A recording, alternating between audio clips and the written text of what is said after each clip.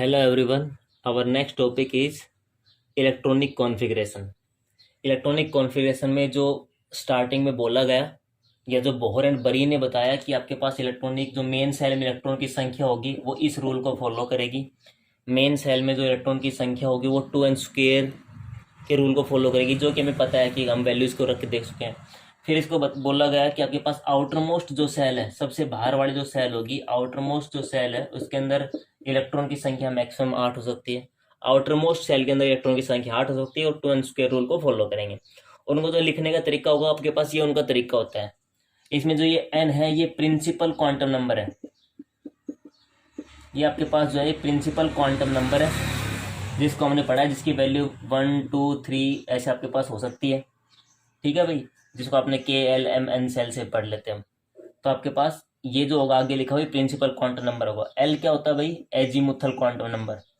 तो ये आपके पास एजीमुथल क्वांटम नंबर होगा। मतलब यहाँ क्या होगा? SPDF, क्योंकि एजीमुथल में आपके पास इनकी वैल्यूज के आधार पर आती है। ये जो ऊपर लिखे आपके पास इलेक्ट्रॉन्स लिखे हैं, तो ये इनके लिखने का तरीका होगा आपके पास N L और X, यानी कि प्रिंसिपल क्वांटम नंबर आगे लिखा होगा, फिर एजीमुथल SPDF में से क्या है आपके पास, और ऊपर इलेक्ट्रॉन की संख्या लिखी होगी। इन सब को रिप्रेजेंट करने के लिए, इलेक्ट्रॉनिक कॉन्फ़िगरेशन लिखने के लिए जो हमारे पास, जैसे कोई ऐसा, इसमें कोई ये 3 रूल अपने पास आते हैं भाई।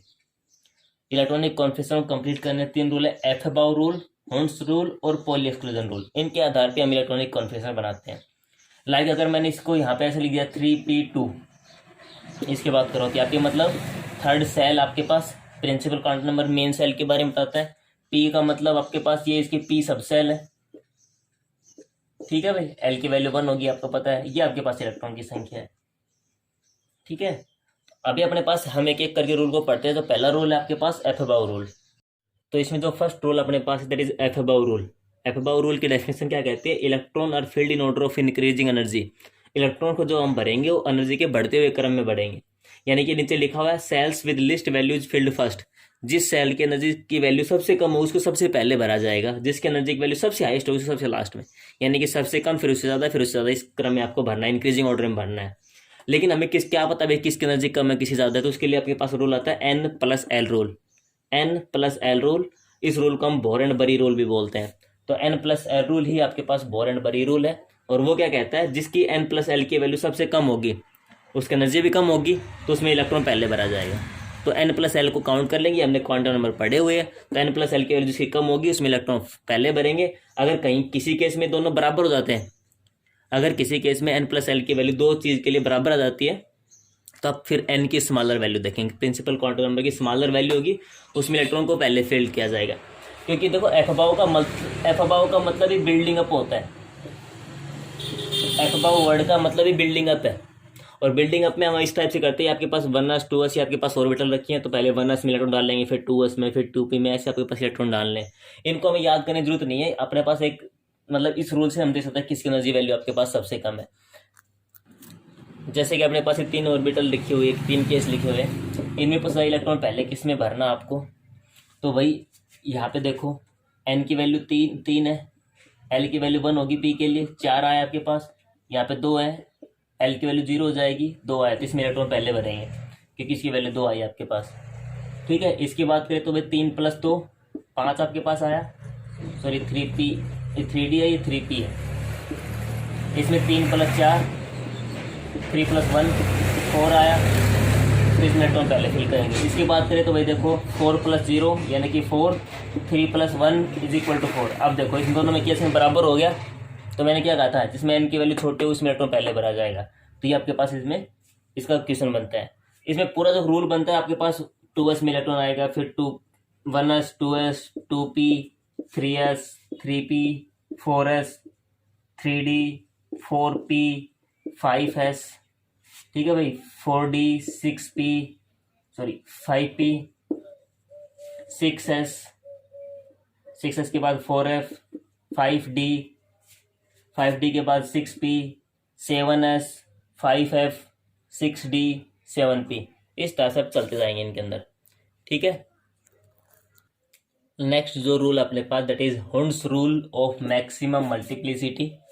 Hertz rule of maximum multiplicity क्या कहते हैं कि नो पेयरिंग, मतलब पेयरिंग नहीं होगी, no pairing of electron occur unless until, electrons की पेयरिंग जब तक नहीं होगी जब तक ऑर्बिटल्स हाफ फिल्ड नहीं होंगे। ठीक है, until orbitals are half filled. Example देखते रहे, मैं नाइट्रोजन लिख लेता हूँ, सबसे इजी पड़ेगा आपको। तो 1s2 2s2 2p3 इसका इलेक्ट्रॉनिक कॉन्फिगरेशन हो जाएगा। पी के अंदर 3 इलेक्ट्रॉन को आप किस तरह से लिखेंगे, 1s को, चलो 1s में अंदर आपके पास देखो एस के अंदर एक ऑर्बिटल होती है और कितने इलेक्ट्रॉन है यहाँ पे 2। ठीक है भाई, 2s के पास भी 2 इलेक्ट्रॉन है, इनको भी लिख दिया। ये 3p यहाँ पे आपके पास कितनी ऑर्बिटल होंगी पी में 3, जिसको हम एक को px बोलते हैं, एक को py बोलते हैं, एक को pz बोलते हैं। यही होता है भाई, कितने इलेक्ट्रॉन है 3। तो इनको भरने का जो तरीका होगा दैट इज ये होगा, ये सही तरीका है। यानी कि आप इसको ऐसे लिख सकते हो कि 1s2 2s2 2px1 2py1 2pz1। अगर किसी ने ऐसा लिखा है इनको स्टार्टिंग में कर दिया दैट इज रॉन्ग। मतलब आप पहले हाफ हाफ फील्ड करो, जैसे हाफ फील्ड हो गया अब पेयरिंग स्टार्ट करो। ऐसे अगर डी का भी केस देखें अगर हम कभी, तो डी में भी आपके पास इस टाइप से होगा।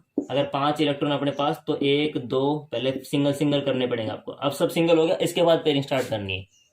ठीक है, तो पेयरिंग ऑफ इलेक्ट्रॉन जो होगा वो आपके पास हाफ फील्ड होने के बाद स्टार्ट होगा। जैसे कि अगर मान लो यहाँ पे 4 इलेक्ट्रॉन होता है अपने पास, तो 3 तो ये हो गए, फोर्थ है, फोर्थ यहाँ आएगा। ठीक है, तो ये आपके पास रहेगा होन्स रूल ऑफ मैक्सिमम मल्टीप्लिसिटी, यानी कि पेयरिंग तब करेंगे जब हाफ फील्ड हो जाएंगे, उसके बाद पेयरिंग स्टार्ट करेंगे हम। नेक्स्ट रूल जो अपने पास है that is Pauli exclusion rule, last rule है इसका।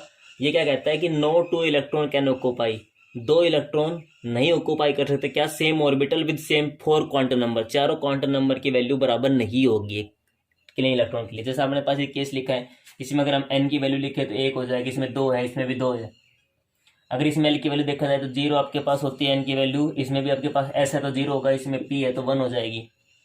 ठीक है भाई, अगर m की वैल्यू को देखा जाए तो यहाँ पे भी 0, यहाँ पे भी 0 और यहाँ पे आपके पास m की वैल्यू हो जाएगी +1, क्योंकि x बार आपने दे रखा है। इलेक्ट्रॉन की संख्या +1/2 +1/-1/2 और इसके लिए +1/2, क्योंकि एक ही भरेंगे स्टार्टिंग में। तो पी वाई का होगा तो हम उस पी वाई को भी देखते। ठीक है, अगर वहाँ पे 2py लिखा हो तो उसका भी देखना होता मैं आगे, तो उसमें भी 2 हो जाता है n की वैल्यू, l की वैल्यू इसमें भी आपके पास 1 हो जाती। ये आपके पास y के लिए -1 होती है +1/2। अगर 2pz भी होता तो 2 n की वैल्यू l की वैल्यू 1, z के लिए m की वैल्यू कितनी होती है 0 और s तो कितना होता है +1/2। तो अगर आप इसमें देखो n सारे क्वांटम नंबर देखो डिफरेंट है, चारों बराबर तो नहीं है, इसमें भी चारों बराबर नहीं, इसमें भी चारों बराबर नहीं, इसमें भी नहीं है, इसमें भी नहीं है। तो कहने का मतलब है चारों क्वांटम नंबर बराबर नहीं होंगे। या इसकी सेकंड डेफिनेशन जो अपने पास बनती है वो ये बनती है कि एक ऑर्बिटल के अंदर, या आप इसको अलग तरीके से, एक ऑर्बिटल जो है उसके अंदर आपके पास मैक्सिमम 2 इलेक्ट्रॉन आ सकते हैं। एक ऑर्बिटल के अंदर मैक्सिमम 2 इलेक्ट्रॉन आएंगे। ये तो कॉमन बात आपको पता है, इसीलिए आप इसमें कितने इलेक्ट्रॉन भरते हो, मैक्सिमम 2 ही भरते हो। पी में कितने भरते हैं, टोटल मैक्सिमम की बात कर रहा हूँ, 6 भरते हैं। डी के अंदर कितने भरते हैं 10, एफ के अंदर 14। क्यों भरते हैं, क्योंकि डी के अंदर 5 ऑर्बिटल होती है। तो भाई जब एक में 2 आएंगे तो 5 में आपके पास 10 आ जाएंगे। ठीक है, तो इसका सेकंड डेफिनेशन बनता है कि एक ऑर्बिटल के अंदर मैक्सिमम 2 इलेक्ट्रॉन आएंगे। मतलब आप एक भर सकते हो या फिर 2 से ऊपर नहीं। तो 1 orbital can occupy maximum 2 electron, और दोनों के दोनों अपोजिट स्पिन में होने चाहिए। दोनों इलेक्ट्रॉन जो आपके पास है अपोजिट स्पिन का मतलब क्या है, एक इलेक्ट्रॉन अगर ऊपर की साइड है तो नीचे की साइड होना चाहिए।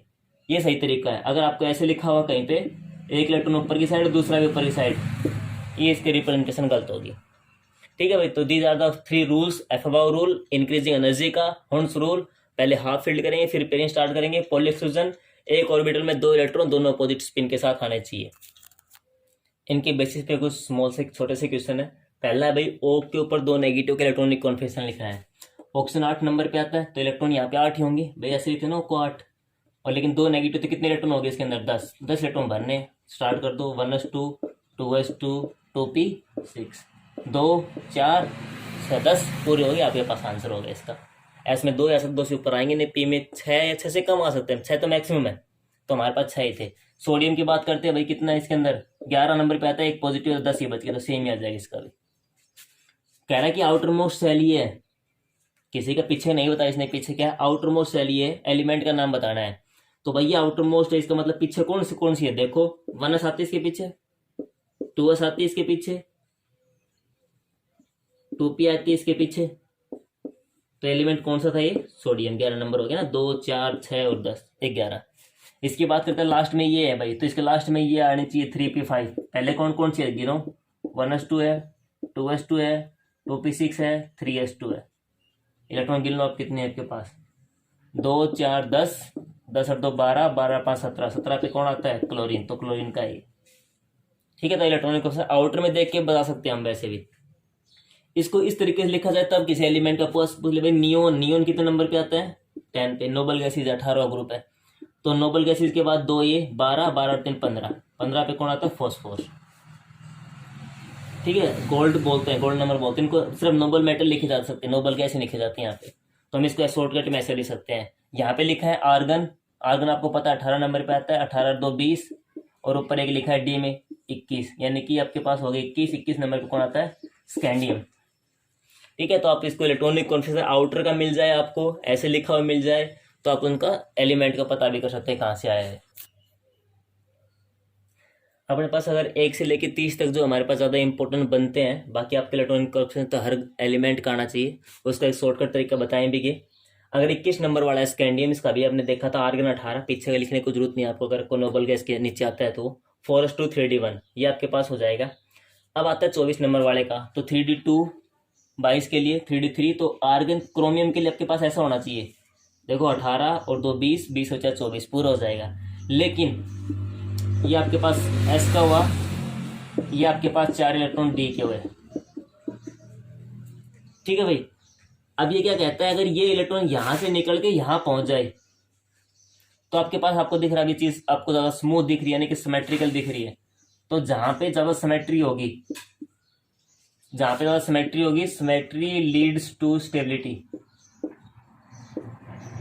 जहां पे स्टेबिलिटी सिमेट्री होगी वहां पे स्टेबिलिटी भी होगी।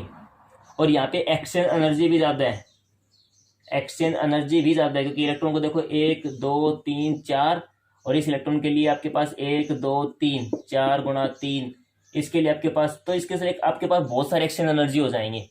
तो एक्सचेंज एनर्जी ज्यादा है प्लस सिमेट्री ज्यादा होगी, तो दोनों वजह से आपके पास स्टेबिलिटी बढ़ जाएगी। तो क्रोमियम का इलेक्ट्रॉनिक कॉन्फिगरेशन ये ना होके आपके पास यहाँ पे 1 यहाँ पे 5 होगा। और वह आपको पता है ये वैसा भी क्यों है, क्योंकि ये डी के अंदर हाफ फील्ड हो गया, और जो हाफ ऑर्बिटल होती है सबसे स्टेबल होती है। सबसे मतलब फुल्ली फील्ड के बाद हाफ स्टेबल होती है, सबसे स्टेबल होती है फुल्ली फील्ड, उसके बाद हाफ फील्ड, फिर उसके बाद बाकी होगा नंबर आता है।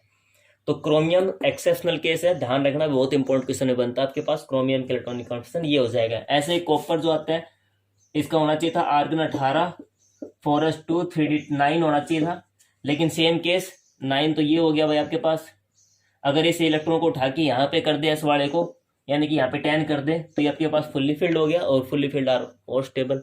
तो ये 2 केस आपके पास एक्सेप्शनल में आते हैं, जो कि इंपोर्टेंट में आते हैं, बाकी और भी अंदर है। तो कॉपर क्रोमियम 24 और 25 नंबर आपके पास यहाँ पे हाफ फील्ड और फुल्ली फील्ड के कारण इलेक्ट्रॉनिक कॉन्फिगरेशन थोड़ा सा डिफरेंट आएगा। एस में से एक इलेक्ट्रॉन निकल के आगे माइग्रेट कर जाएगा।